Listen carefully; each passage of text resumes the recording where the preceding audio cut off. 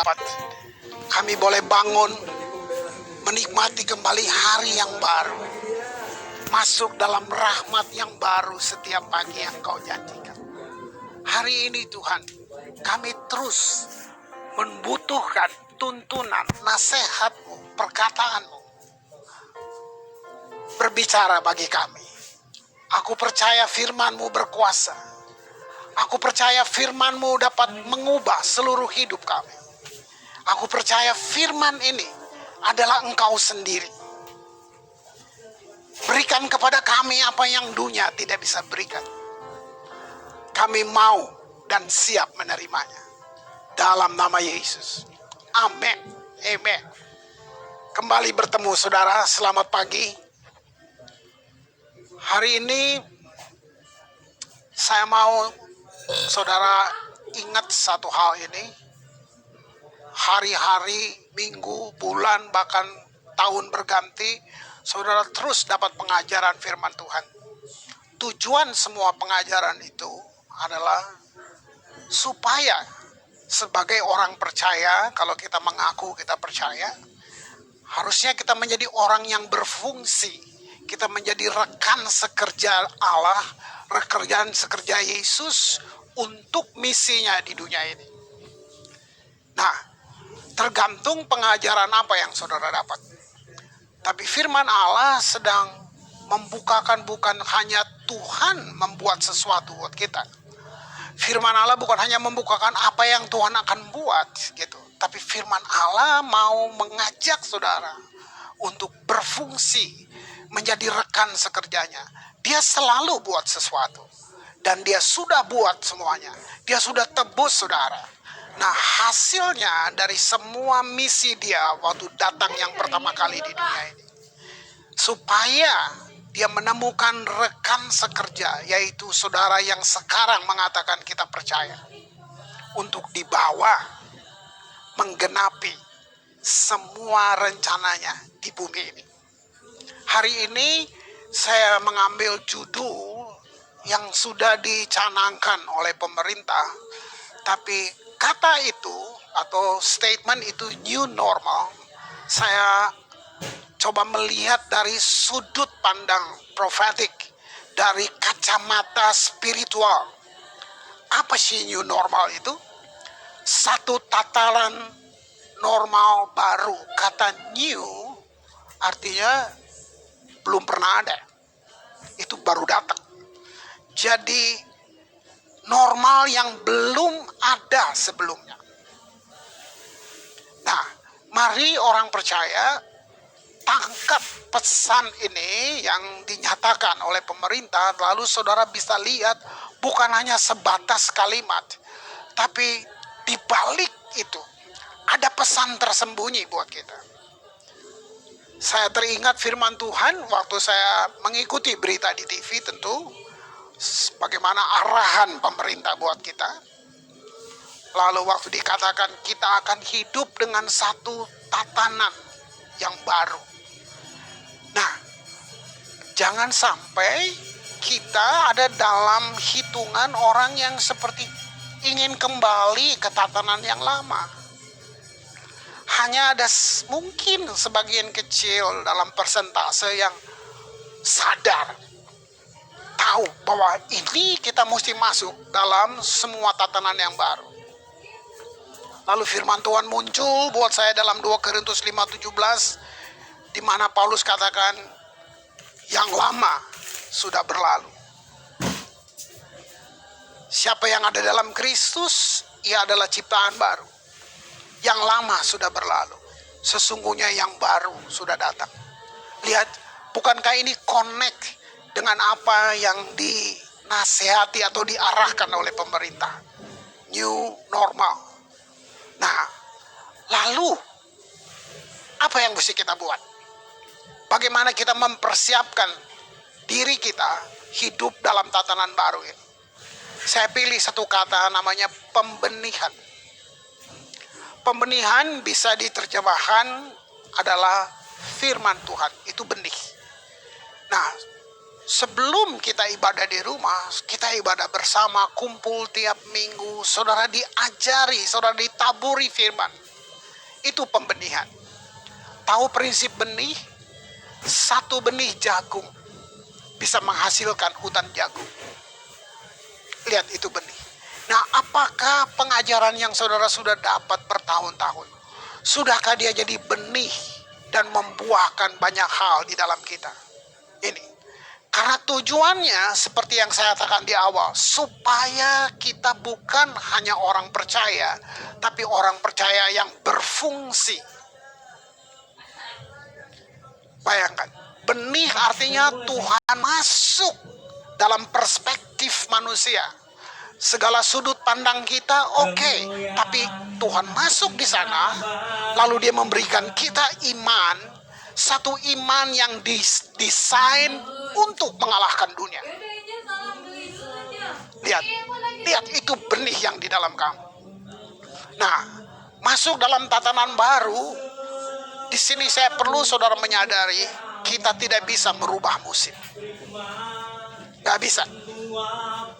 Yang kita bisa adalah menyesuaikan hidup kita terus menerus dengan musim itu. Itu dia. Jadi kata penyesuaian di sini itu nasihat firman Tuhan. Kamu tidak bisa merubah musim. Yang kita buat adalah menyesuaikan hidup kita terus menerus dengan musim itu. Lalu iman membantu kita untuk menjawab semua tantangan. Puji Tuhan. Roma 12 ayat 1. Ini nasihat Paulus buat kita. Saya memilih ada kata yang saya pertegas di sini. Dibilang itu, karena itu saudara-saudara, demi kemurahan Allah aku menasihatkan kamu supaya kamu mempersembahkan tubuhmu sebagai persembahan yang hidup, yang kudus, dan yang berkenan kepada Allah. Itu adalah ibadahmu yang sejati. Satu ayat ini dulu. Saya ambil kalimat ini, karena itu saudara-saudara. Jadi waktu Paulus menulis surat ini, tentu dia nggak bikin ayat 1, 2, 3, 4. Ini penyusunannya langsung diatur, ada ayat 1, 2, 3, dan 4. Tapi dulu Paulus menulis surat saja begitu untuk jemaat di Roma. Nah, saya perlu saudara tangkap pesan tersembunyi. Saya selalu pakai kata itu. Paulus orang yang sudah berusaha coba mentaati semua hukum Taurat yang dia pelajari. Dia ahli Taurat. Dia Farisi sejati. Dia bilang dia sudah berusaha setaat mungkin. Sampai di titik krisisnya dan dia bilang semua ku anggap sampah. Ini orang yang sudah coba melakukan ketaatan berdasarkan perbuatan menurut hukum-hukum Taurat itu. Sampai di satu titik dia bilang, nyerah. Semua ku anggap sampah. Nah, lalu dia datang kepada jemaat di Roma. Saya umpamakan sekarang saya datang kepada saudara. Lihat kata pertamanya, dia bilang ini. Karena itu saudara-saudara, demi kemurahan Allah aku menasihati kamu. Sebenarnya dia mau bilang gini, saudara-saudara, ini penting. Saya udah coba dengan segala cara saya. Tapi demi kemurahan Allah, dengar gitu. Kalau ini dalam keluarga, maka kita akan sebut nama anak-anak kita, saudara-saudara. Dengar anak-anakku, ini penting. Gitu. Lalu lihat ayat yang kedua, berubahlah oleh pembaharuan budimu. Ya, aku menasihati kamu, nah, gitu. Berubahlah oleh pembaharuan budimu. Nah, ini tujuan praktisnya, sehingga kamu dapat membedakan mana kehendak Allah, apa yang baik, apa yang berkenan kepada Allah, dan yang sempurna. Paulus orang yang coba bertahun-tahun mentaati semuanya, yang dia nggak bisa dapat adalah dia tidak tahu membedakan mana kehendak Allah yang baik dan yang baik, yang sempurna. Oleh kasih karunia, oleh kemurahan Allah, itu sebabnya nasihat dia seperti itu. Dengar saudara-saudaraku, ini penting. Hanya oleh kemurahan Allah, gitu. Persembahkanlah hidupmu, gitu. Dia nggak bilang persembahkan uangmu. Karena Kalau pengajarannya salah, waktu saudara taruh uang, saudara pikir saudara sudah taruh semuanya. Tidak, hidup lebih penting yang saudara persembahkan. Itu sebabnya saudara mungkin mentaati memberi persembahan, tapi kenapa nggak ada perubahan dalam hidupmu? Karena kamu berpikir uang mewakili hidup yang kamu persembahkan. No. Gak ada nasihat itu dari Paulus. Dia bilang persembahkan hidupmu. Saya sangat percaya ubah hidup orang bukan dompetnya. Waktu hidup kamu persembahkan, yang lain akan mengikuti. Di saat kamu punya persembahan seperti itu, hasilnya kamu bisa bedakan manakah kehendak Allah yang baik, yang berkenan, dan yang sempurna. Wow. Ayat 3. Berdasarkan kasih karunia. Lihat itu. Ini hal atau kalimat yang Paulus nggak punya bertahun-tahun. Sampai dia ngalamin sendiri dengan Yesus. Paulus adalah salah satu murid yang kenal Yesus bukan fisikal. Seperti Petrus, Yohanes. No. Dalam perjalanan itu dia rebah dan Yesus datang. Yesusnya sudah naik ke sorga. Nah, Yesus datang secara adikodrati, satu sinar yang datang sehingga dia rebah, dan di situ dia mendengar suara itu. Nah, sebab itu dia pakai kata ini, berdasarkan kasih karunia. Sudah nggak ada lagi yang lain. Yang dia punya dulu nggak ada lagi. Yang dianugerahkan kepadaku. Aku berkata kepada setiap orang di antara kamu. Janganlah kamu memikirkan hal-hal yang lebih tinggi daripada yang patut kamu pikirkan. Pelan-pelan ya. Hendaklah kamu berpikir begitu rupa sehingga kamu menguasai diri menurut ukuran iman yang dikaruniakan Allah kepada kamu masing-masing. Nah ini. Jadi Paulus sedang bilang, supaya dapat menguasai diri. Nah, saya suka di sini. Saya pelan-pelan saya coba cerna ayat 3 ini saja. Kalau saya boleh jabarkan, Paulus sedang bilang begini.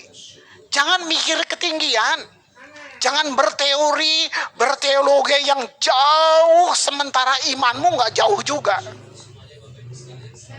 Berpikir tinggi-tinggi, sementara imanmu juga nggak setinggi yang kamu pikir. Paulus tidak sedang mengeneralkan tentang ukuran iman. Jadi dia bilang, menurut ukuran iman masing-masing yang diberikan kepada kamu. Wow. Baik, kalau enggak kita suka membanding-bandingkan. Kamu kurang iman sih, gitu. Saudara, kamu nggak punya hak untuk bilang itu. Bahkan waktu murid-murid mempertanyakan tentang iman, Yesus sendiri tidak pernah memberi. Yesus bahkan bilang begini, kalau kamu punya iman sekecil biji sesawi aja, kamu bisa berkata kepada gunung ini pindah. Bayangkan. Nah, lihat nasihat Paulus ini. Ya, untuk kita bisa menguasai diri, ya, Paulus sedang bilang, pertama, persembahkan hidupmu. Hendaklah pikiranmu, gitu ya, jangan mikir tinggi-tinggi ya gitu, sebab ada takaran iman buat kita. Nah, pakai itu gitu, kita bisa dialog tinggi-tinggi padahal iman kita nggak di sana. Itu sebabnya banyak hal dalam hidup kita nggak bisa membuktikan karena memang iman kita nggak di situ. Wah, kabar baiknya jangan ada yang merasa kecil. Jangan ada yang merasa kecil. Bahwa ada takaran iman. Nah, kalau itu saudara bisa rawat, saudara bisa pertanggungjawabkan, saya percaya Tuhan akan tambahkan, karena iman itu pemberian. Nah, moving forward itu satu proses yang gak pernah selesai. Makanya kita terus berjalan, terus latih. Iman itu memang mesti dilatih, saudaraku. Ya, luar biasa. Nah, di sini akal budi, waktu kita latih dia, kita suruh berubah, ya, kita suruh tunduk pada apa yang firman katakan. Nah, hasilnya kita nggak jadi sama dengan dunia. Ya, karena sama dengan dunia artinya kita jadi musuh Tuhan. Karena Tuhan mau kita jangan sama dengan dunia. Ayat 4. Lihat, Roma 12 ayat 4 dan 5. Sebab sama seperti pada satu tubuh, kita mempunyai banyak anggota. Tetapi tidak semua anggota itu mempunyai tugas yang sama. Demikian juga kita, walaupun banyak, adalah satu tubuh di dalam Kristus.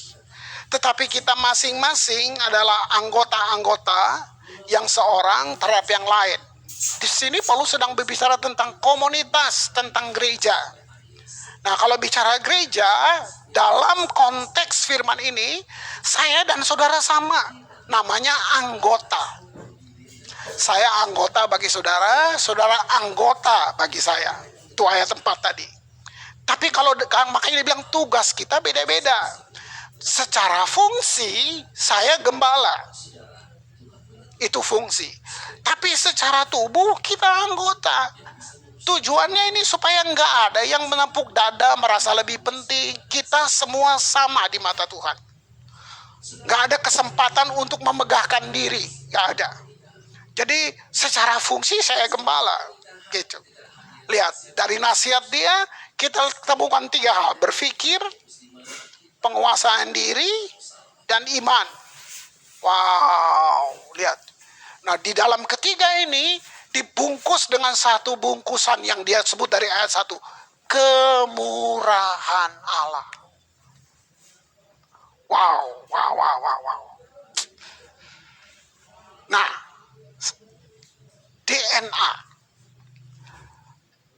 DNA yang kamu tahu adalah ras. Suku kamu apa, keluargamu mana, nah itu. Tapi DNA yang firman kasih tahu buat kita menembus semuanya. Sudah, nggak ada suku di sini. Gitu. Di sini semua manusia yang percaya, ini DNA kita, yaitu ciptaan baru. Itu DNA kita. Nah, Allah menjadi Bapa kita. Nah, waktu itu saudara terima sebagai DNA saudara, maka kita mewarisi kode genetiknya dia yang membuat semua orang percaya punya satu kerinduan akan hal-hal yang adikodrati. Itu sudah ada di dalam DNA kita. Adikodrati, DNA rohani kita tuh di dalamnya ada kerinduan itu. Lihat itu.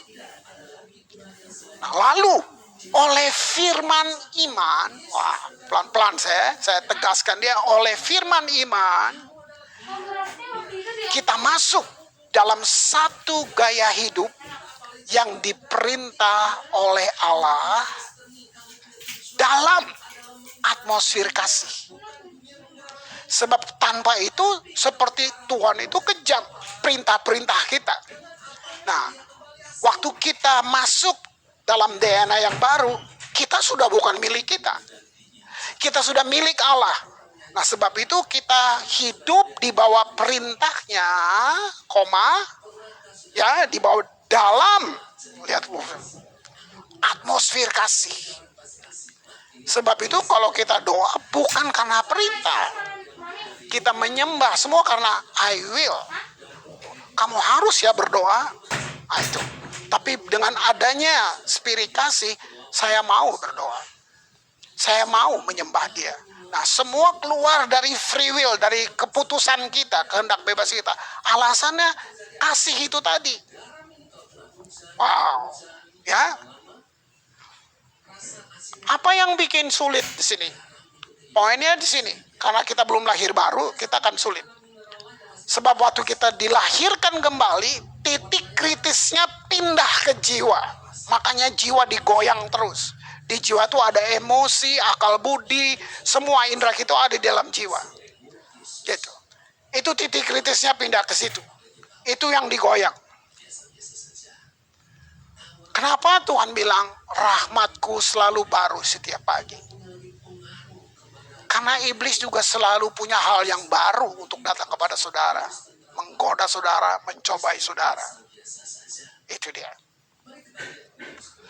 Ibrani 11 ayat yang ketiga. Ya, lihat, waktu akal budi kita terbiasa tunduk pada roh, kita akan terbiasa berkomunikasi dengan dia. Ibrani 11 ayat 3, saya pilih kalimat ini, karena iman kita mengerti. Wow. Ya, alam semesta telah dijadikan oleh firman Allah. Sehingga apa yang kita lihat telah terjadi dari apa yang tidak dapat kita lihat. Lihat kalimat pertamanya, karena iman kita mengerti. Apa yang mau saya jelasin di sini? Karena beberapa pengajaran sebelumnya, saya suka buat statement, iman itu kontra logik. Nah, jadi saya berpikir, jangan-jangan orang berpikir, oh makanya nggak perlu logik. Salah saudara. Ini makanya saya pilih kata ini, karena iman kita mengerti. Jadi artinya iman adalah dasar dari segala kebenaran intelektual. Waktu logik saudara tunduk kepada firman, jadi bukan nggak dipakai lagi logiknya, tapi dia sudah berbeda, gitu saudara. Karena iman kita mengerti. Wow. Ketika kita belajar untuk menerima dari roh, pikiran kita menjadi siswa. Kayak di sekolah gitu ya, yang tunduk pada Roh Kudus itu. Nah, akhirnya pikiran kita mulai dapat pengertian karena roh memberi pengaruh pada pikiran itu. Mazmur 8. Saya suka ayat ini. Ayat yang kelima. Ini DNA kita. Lihat ya. Apakah manusia? 8 ayat yang kelima. Apakah manusia sehingga engkau mengingatnya? Apakah anak manusia sehingga engkau mengindahkannya? Ayat 6. Namun engkau telah membuatnya hampir sama seperti Allah. Wow. Dan telah memahkotainya dengan kemuliaan dan hormat. Lihat ini. Luar biasa. Sekarang saya tanya, kenapa manusia berarti? Kalau dalam konteks ayat ini. Jawabannya, karena yang berarti dari Tuhan diberikan kepada manusia. Kemuliaan dan hormat. Lihat itu. Ada satu alam supranatural di atas politik duniawi, di atas birokrasi pelayanan. Ini yang saya sebut alam iman, di mana kamu melihat dan melakukan hal-hal yang mustahil. Ada ketidakmengertian kalau kita berdoa seperti kita minta Tuhan sembuhkan orang. Kamu nggak lakukan alam mustahil kalau begitu. Sebab Tuhan bilang, saya sudah kasih kuasa ke kamu. Tuhan yang bilang, sembuhkan orang sakit. Tuhan yang bilang, kalau ada yang sakit, suruh saya. Baca firman baik-baik. Tuhan perintahkan murid-murid, sembuhkan yang sakit, bangkitkan orang mati. Tapi, lihat, ini dia. Karena kita tidak punya hubungan, kita tidak benar-benar jadi Kristen tanpa pengalaman jumpa, kita sedang gagal jadi Kristen. Lihat itu. Ada satu alam supranatural di mana alam iman kita dibawa melihat untuk melakukan hal yang mustahil. Gitu. Jadi ini kita dengar kesaksian, wah saya dibawa naik ke surga, puji Tuhan, gitu. Tapi kalau saudara baca ini bukan tentang kita bertamu ke surga, tapi surganya yang turun ke bumi. Karena saudara menjadi saluran di situ. Lagi, melangkah lagi. 1 Tesalonika. Wow. 5 ayat 19. Baca baik-baik kalimat ini. Janganlah padamkan roh. Wah, saya sudah baca sering. Sampai dalam persiapan ini, saya yang melihat ini kayak satu yang baru. Jangan padamkan roh. Kenapa? Karena ada kebutuhan kita untuk mengikuti pimpinan Roh Kudus. Itu dia. Jangan padamkan dia. Untuk jalanin hidup, untuk seseorang gitu. Gitu. Bagaimana dia memperlengkapi kita, memadamkan roh, dengan kata lain menghentikan aliran dari sesuatu. Itu memadamkan roh. Jadi Roh Kudus itu datang sebagai pribadi, dia mengurapi kita, melengkapi kita untuk satu pekerjaan yang di luar kodrat alam. Luar biasa kan?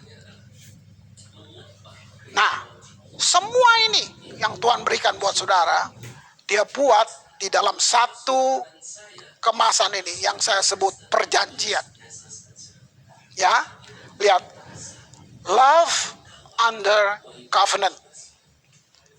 Saya mau jelasin buat saudara, Tuhan tidak hanya membangun cinta kasih dengan saudara atas dasar perasaan. Saya ulang, Tuhan tidak hanya membangun cinta kasih untuk saudara dan saya dengan perasaan, tapi dengan satu yang namanya perjanjian.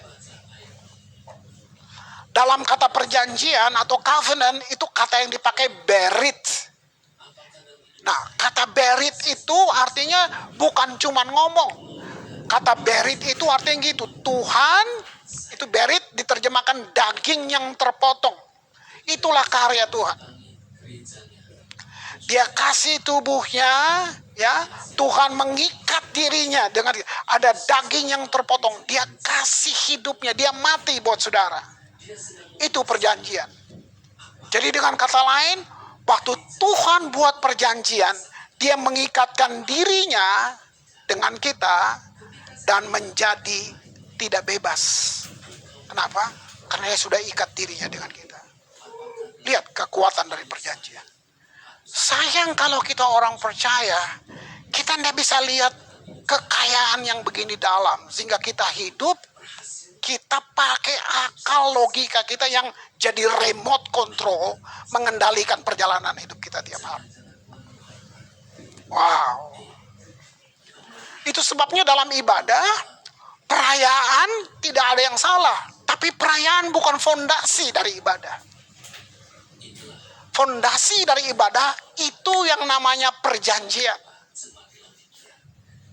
Bayangin, Allah berikan tubuhnya, bikin darahnya buat kita, kita mempersembahkan hidup kita sebagai penyembahan kepada Dia. Luar biasa. Kalau dalam pacaran, kamu menyerahkan hati kamu. Tapi kamu belum boleh masuk ke dalam hubungan keintiman karena belum ada perjanjian. Itu dia. Kamu cuma serahkan hati kamu. Tapi waktu kamu masuk dalam pernikahan, kamu menyerahkan hati, kamu menyerahkan tubuhmu, kamu menyerahkan hidupmu. Disitulah kamu melakukan keintiman di atas perjanjian. Lihat itu. Itu sebabnya bukan hanya karena kamu bilang Yesus itu penyembahan. Nanti dulu, ada nggak proses ini di dalam kamu, antara kamu dan Tuhan? Bisa saja kita seperti latihan agama, hanya sebut-sebut nama Tuhan, gitu. Wah, sedikit lagi, saya mau mendahului dengan kalimat ini. Oke, saudara sudah baca kehebatan orang-orang kudus, nabi-nabi di perjanjian lama, semuanya saudara baca kisah-kisah mereka, bahkan rasul-rasul di perjanjian baru, hebat semuanya. Saya mulai dengan kalimat ini, sekarang giliran kita. Kenapa saya bilang itu? Karena mereka sudah nggak ada. Nabi-nabi bernubuat dan mereka sudah mati. Semua yang hebat di Alkitab mereka tidak ada lagi. Cuman tinggal kita. Jadi kita sedang hidup di zaman untuk menggenapi semua nubuatan itu. Makanya saya pilih kalimat ini. Sekarang giliran kita. Lukas 10 ayat 24. Ya, saya baca buat saudara. Lihat. Karena aku berkata kepadamu. Lihat ini. Banyak nabi dan raja ingin melihat apa yang kamu lihat. Wow. Tetapi tidak melihat, dan ingin mendengar apa yang kamu dengar, tetapi tidak mendengarnya. Ini Alkitab yang bilang. Banyak nabi dan raja ingin melihat apa yang kamu lihat, tapi nggak melihat. Mereka mau berikan apa saja asal mereka bisa lihat. Mereka ingin dengar apa yang kamu dengar. Mungkin dulu mereka dengarnya seperti bisikan kecil. Mereka sudah bisa, itu pun mereka bernubuat hebat banget. Kalau saudara baca nubuatan-nubuatan di Alkitab. Tapi mereka tidak bisa lihat. Mereka nggak menggenapinya. Wow. Bayangin, mereka ingin. Mengerti ini, saudara akan bergairah jadi orang percaya. Saya tutup dengan Matius 28 ayat yang ke-18 dan 19. Jadi ini ceritanya Yesus sudah bangkit. Setelah Yesus bangkit, orang percaya masih dengan perasaan, waduh, what next? Lalu kita ngapain? Mereka baru lihat dia mati, 3 hari kemudian dia bangkit. Terus mereka sendiri bertanya, lalu kita mesti ngapain? Mereka sedang duduk, sedang resah. Terus Yesus menghampiri mereka. Ya, mereka senang lihat Yesus bangkit. Tapi mereka nggak ngerti, mereka nggak punya pemahaman. Kita mesti ngapain ke depan? Sama dengan waktu dibilang, ini kita masuk dalam tatanan normal baru. Terus kayak gimana nih? Kita masih gimana? Masih boleh nggak gini-gini? Gitu. Seperti gitu. Terus Yesus mendekati mereka. Terus dia bilang gini. Kepadaku, wah, telah diberikan segala kuasa di sorga dan di bumi. Wow. Artinya gini. Semua otoritas di alam semesta itu sudah diberikan kepadaku. Terus ayat 19. Karena itu pergilah. Pelan-pelan. Maksudnya gini, pergi dalam otoritasku. Itu dia. Jadikan semua bangsa muridku. Tangkap pernyataan ini. Saudara, waktu Yesus mengajarkan kepada kita doa, ada statementnya begini. Datanglah kerajaanmu. Jadilah kehendakmu di bumi seperti di sorga. Ini tangkap baik-baik. Jadi tadi saya sudah sebut, bukan tentang kita berkunjung ke surga. Oke, asik banget gitu. Saya juga mau gitu. Tapi ada satu yang Yesus sendiri ngomong. Dia ajar kita dalam doa, dia bilang gini, yang kamu mesti minta, datanglah kerajaanmu, jadilah kehendakmu di bumi seperti di surga. Artinya, misi surga adalah untuk memenuhi bumi dengan kenyataan. Saudara dan saya rekan sekerja yang menjadi tempat saluran sorga membuat segalanya. Nah, kita adalah saksi.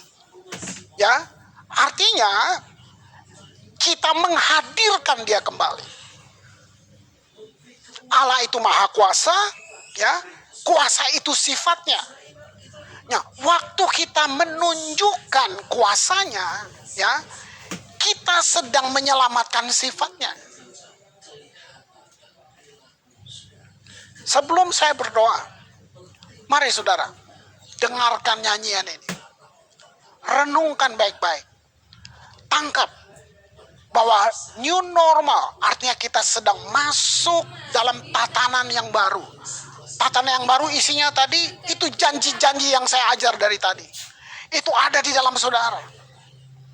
Nah, sementara pujian, penyembah, nyanyian ini dinaikkan, mari saudara, kamu datang ke dia, kamu minta.